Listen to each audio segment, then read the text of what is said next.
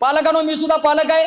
आपल्याला प्रत्येकाला वाटतं तुमच्याकडे आता प्रॉपर्टी आहे, एखाद्याकडे 10 लाखाची प्रॉपर्टी असेल, कुणाकडे 10 कोटीची असेल. तुम्हाला वाटत असेल मला टेन्शन घ्यायचं काही काम नाही, माझं पोरग काय करायची करू दे. आपल्या बापाची एक पहिली म्हण असत्या, 7 पिढ्यानं बसून खाल्ल्या तर माझं संपणार नाही.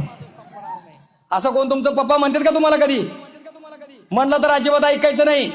लक्षात ठेवा पालकांनो, तुम्हाला सांगतो तुमचं भविष्य, तुम्हाला वाटतं मी 10 एकर जमीन घेऊन ठेवली, माझं भविष्य सुरक्षित आहे, मी LIC ची एफडी खोलली 10 लाखाची, माझे भविष्य सुरक्षित आहे. तुम्हाला आज सांगतो तुमचं खरं भविष्य जर काय असेल तर तुमची पोरं आहेत. लक्षात ठेवा आपलं खरं भविष्य आपली पोरं आहेत. आणि याला जर घडवायचं असेल, लक्षात ठेवा तुम्ही काय केलं, आज पालक मिटिंग पालकांना कंपल्सरी केलं. ज्यावेळी पालकांना आपण कंपल्सरी करतोय, किती पालक येतात? मी प्रत्येक शाळेमध्ये बघतो पालक येत नाहीत. पालकांना वाटतं मी राबतोय, माझ्या पोराला शाळेत पाठवतोय. या ठिकाणी